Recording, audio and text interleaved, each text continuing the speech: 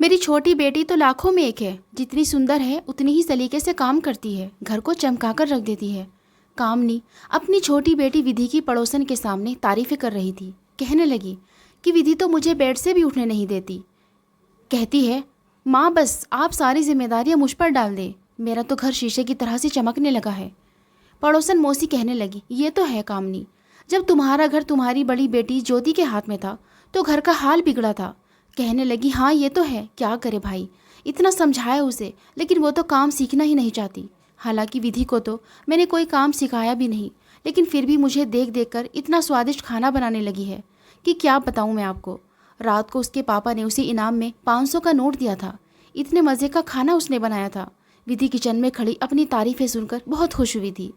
अभी भी पड़ोसन के लिए चाय बना रही थी। उस समय ज्योति भी बर्तन धो रही थी, साथ साथ अपने आंसू भी साफ कर रही थी। लेकिन विधि को अपनी बहन की ज़रा भी परवाह नहीं थी, बल्कि अपनी माँ की बात उसे याद आने लगी कि माँ कहती थी उसे तो आंसू बहाने की आदत है। असल में ज्योति विधि की सगी बहन नहीं थी, बल्कि उसके बाप की पहली पत्नी से थी। जैसे ही ज्योति पैदा हुई तो उसकी माँ की मौत हो गई थी, इसलिए उसके पिता ने दूसरी शादी कामनी से कर ली। कामनी वैसे तो ज्योति के साथ ठीक ही रहती थी, लेकिन कभी उसे ज़्यादा अहमियत भी नहीं देती थी।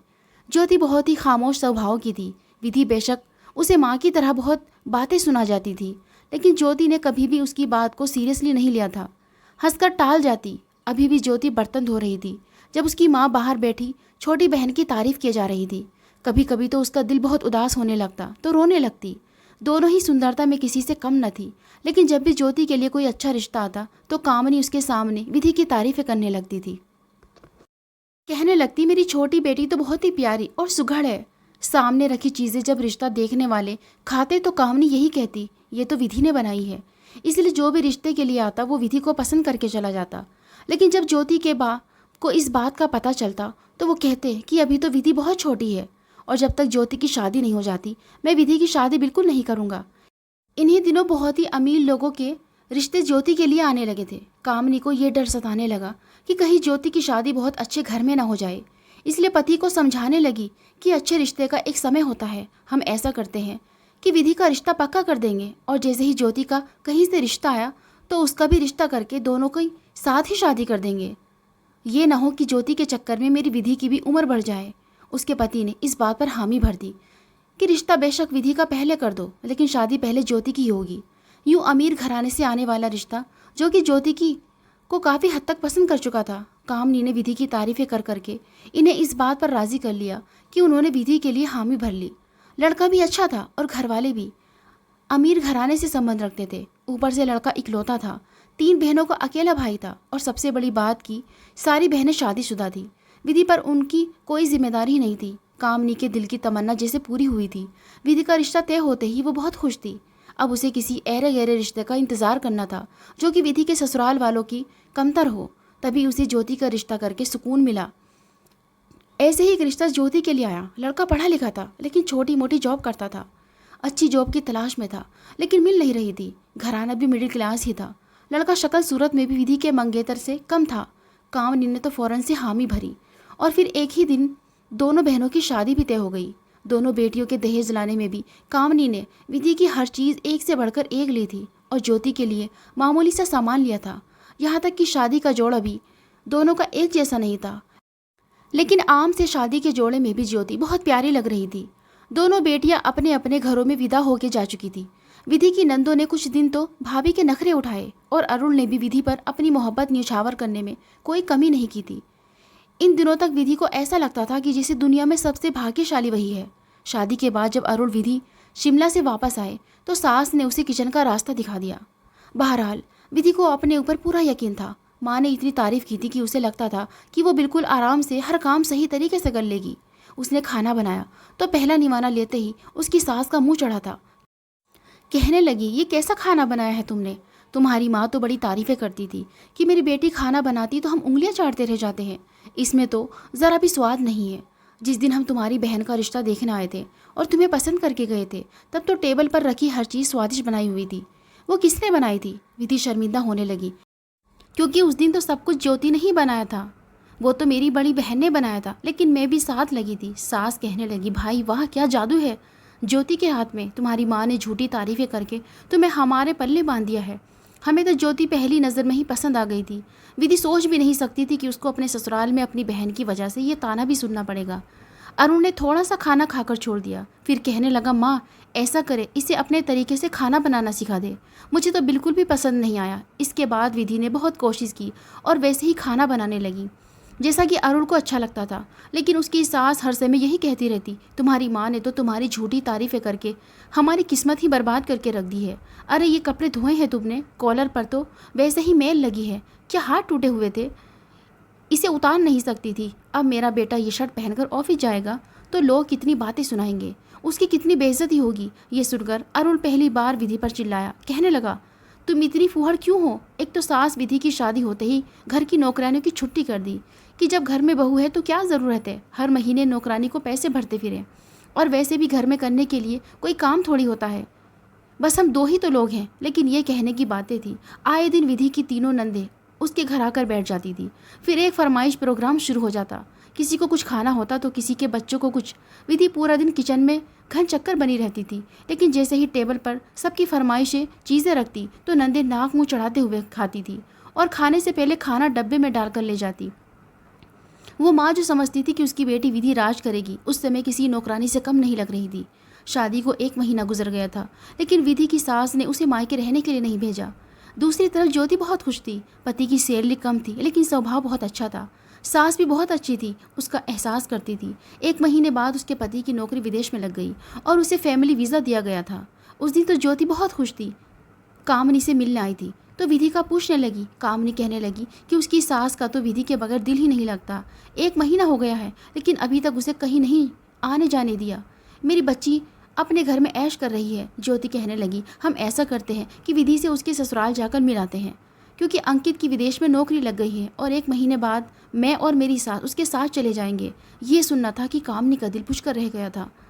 वो तो समझती थी कि ज्योति शादी कमतर लोगों में करेगी और वो गरीबी में ज़िंदगी गुजारेगी, लेकिन उसके पति की तो अच्छी नौकरी लग गई थी। वो विदेश जा रही थी। विधि से मिलने को तो कामनी का भी दिल तड़प रहा था, इसलिए फ़ौरन ही तैयार हुई और ज्योति को लेकर विधि के घर चली गई। लेकिन जैसे ही विधि का हुलिया देखा तो कामनी का दिल बुझकर रह गया था। चेहरे की रंगत बिल्कुल फीकी पड़ी हुई थी। मैले कुचेले कपड़े पहने हुए थे, कंघा तक सर पर नहीं किया हुआ था, बस घर के कामों में उलझी हुई थी। तीनों नंदे घर आकर बैठी हुई थी। उनके बच्चों ने पूरे घर में धमा चौकड़ी मचाई हुई थी। पूरा घर गंदा पड़ा हुआ था। कामनी और ज्योति को देखकर विधि की सास और नंदों के माथों पर बल पड़े थे। सास ने जब देखा कामनी आई है तो विधि की कामनी से बुराइयां करने लगी कि तुमने तो झूठ बोलकर मेरे बेटे की ज़िंदगी बर्बाद कर दी। तुम्हारी बेटी को तो ठीक से कुछ पकाना आता ही नहीं, न घर संभालना आता है। जाहिर है विधि 8 साल की थी, लेकिन माँ ने जल्दबाजी में उसकी शादी कर दी। उस पर बहुत सारी जिम्मेदारियां डाल चुकी थी। कामनी को तो 15 मिनट विधि से अकेले में बात करने का मौका नहीं मिला था। विधि की सास ज्योति से पूछने लगी कि वो अपने घर में खुश तो है। ज्योति ने जब ये बताया कि वो विदेश जा रही है तो वो कहने लगी कि हमारी तो किस्मत ही फूट गई है। हमें तो ज्योति बहुत पसंद थी, कितनी भाग्यशाली है। शादी होते ही उसके पति की कितनी अच्छी नौकरी लग गई है, इसे विदेश लेकर जा रहा है। एक मेरा बेटा है जिसकी शादी करके किस्मत फूट गई है। विधि की सास ने मुंह पर इतनी बातें सुना दी कि कामनी जब अपने घर वापस आई तो बड़े दुखी दिल के साथ वापस आई थी। उसने तो कुछ और ही सोचा था, लेकिन हुआ सब कुछ उल्टा था। घर वापस आकर कामनी फूट फूट कर रोने लगी। ज्योति ने उसे साथ लगाकर तसल्ली दी थी। कहने लगी, मैंने हमेशा तुम्हें जलील करने की कोशिश की, मैंने हमेशा तुम्हारा बुरा चाहा। मैं चाहती थी कि मेरी बेटी की शादी अच्छे लोगों में हो और तुम गरीबी की ज़िंदगी गुजारो। हालांकि तुमने कभी मुझसे कोई शिकवा शिकायत नहीं की। फिर कहने लगी, ज्योति तुमने इतना सब्र क्यों किया? तुम्हारे सब्र ने मेरी बच्ची के खून के आंसू रोने पर मजबूर कर दिया। ज्योति ने भी कुछ नहीं कहा था। माँ को गले लगाकर तसल्ली देने लगी। कहने लगी, मैंने कभी भी विधि को बद्दुआ नहीं दी। माँ मैं ऐसा क्यों करूँगी? मैंने हमेशा उसे अपनी बहन समझा है। वो मेरी बहन है। हमारी माँ अलग थी तो क्या हुआ, हमारा बाप तो एक ही है ना। कामनी कहने लगी, तू जा रही है मगर अपनी बहन के लिए दुआ ज़रूर करना। ज्योति कहने लगी, हाँ ज़रूर करूँगी। दूसरी तरफ विधि की सास ने विधि को ताने देने शुरू कर दिए थे। कहने लगी, मेरी किस्मत फूट गई, मेरे बेटे की किस्मत फूट गई। काश कि मैं ज्योति से शादी कर देती, मेरा अरुण भी विदेश चला जाता। अरे लक्ष्मी तो औरत के भाग से आती है। ज्योति बड़ी भाग्यशाली निकली। एक ये कलमुही थी जो मेरी किस्मत में रह गई थी। अगर ज्योति आती तो मेरे अरुण का काम भी विदेश में लग जाता। नंदे कहती, हाँ माँ, हमसे बहुत बड़ी गलती हो गई। शादी के दिन ज्योति इतनी अच्छी लग रही थी, उसे पहनने ओढ़ने का कितना अच्छा ढंग है, और इसे देख लो। विधि को तो ज़रूर पता होगा कि इसकी माँ और बहन आ रही है। जानबूझकर मैले कुचेले कपड़े पहनकर उनके सामने बैठ गई, ताकि सबको ये लगे कि हमने बड़ा अत्याचार किया हुआ है। माँ, ये तो तुम्हें बदनाम करके रख देगी। बड़ी नंद ने अपनी माँ को एक नई चीज़ बताई थी। विधि उस समय किचन में बर्तन धो रही थी, साथ साथ आंसू बहा रही थी। पहली बार उसे ज्योति का दुख महसूस हुआ था। जब उसकी माँ विधि की बिला वजह की तारीफें लोगों के सामने करती थी तो उसे भी ऐसे ही तकलीफ होती होगी। हालांकि वो नहीं जानती थी कि कामनी और ज्योति आ रही है, वरना वो अपने कपड़े अच्छे पहन लेती। वो तो किचन में घन चक्कर वाले काम में व्यस्त थी।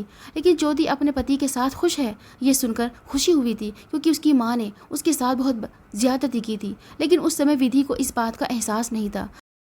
विधि का कीमती देह जो कि उसकी माँ ने लाखों का खरीद कर उसे दिया था, उसकी नंदे बर्तनों को तोड़ने से पहले सोचती भी नहीं थी। हालांकि ज्योति और विधि के लिए उसके बाप ने बराबर की रकम कामनी को दी थी, ताकि दोनों को एक जैसी चीज़ दे। लेकिन कामनी ने बहुत सस्ता और कम दहेज ज्योति को दिया था, और ज्योति के बचे हुए पैसों से विधि की हर चीज़ उसकी इच्छा के मुताबिक उसे लेके दी थी।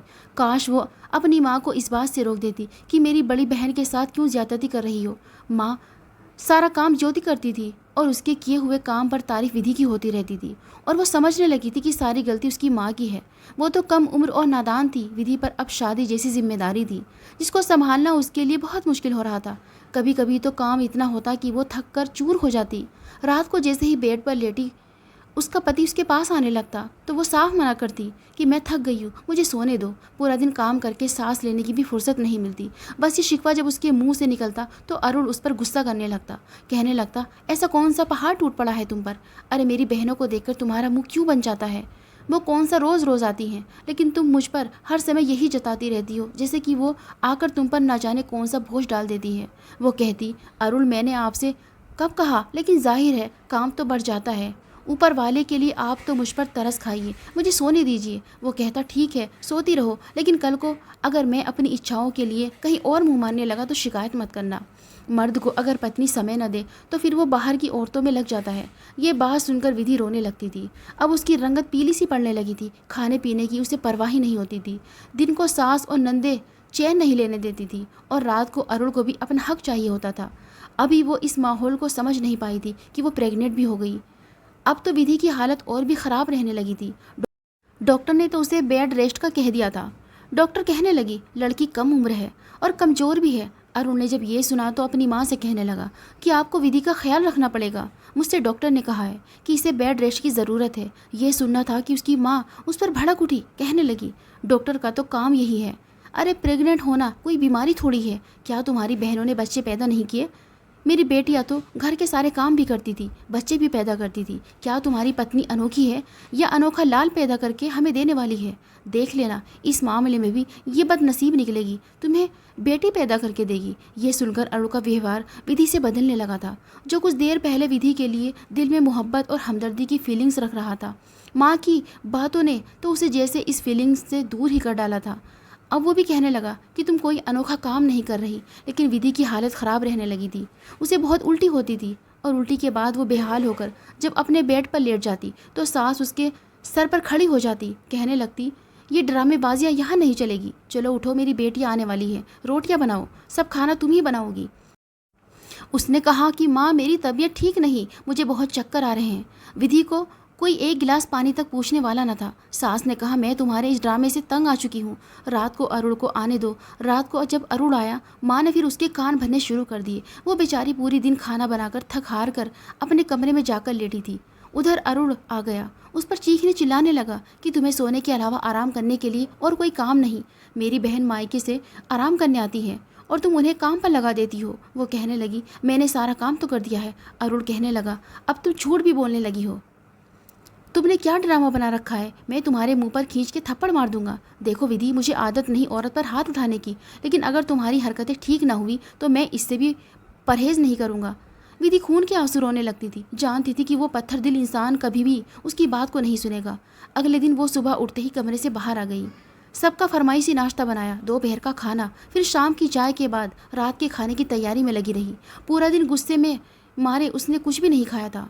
जब अरुण घर आया तो रोटियां बना रही थी। रोटियां बनाते बनाते उसे ज़ोर का चक्कर आया वो किचन में ज़मीन पर गिर गई। ये देखकर अरुण परेशान हुआ था, क्योंकि बेहोशी की हालत में भी वो चिल्ला रही थी और अपने पेट पर हाथ रखे हुए थी। अरुण ने उसे गोद में उठाकर जल्दी से गाड़ी में बिठाया, अस्पताल लेकर गया। लेकिन वही हुआ जिस बात का डर था।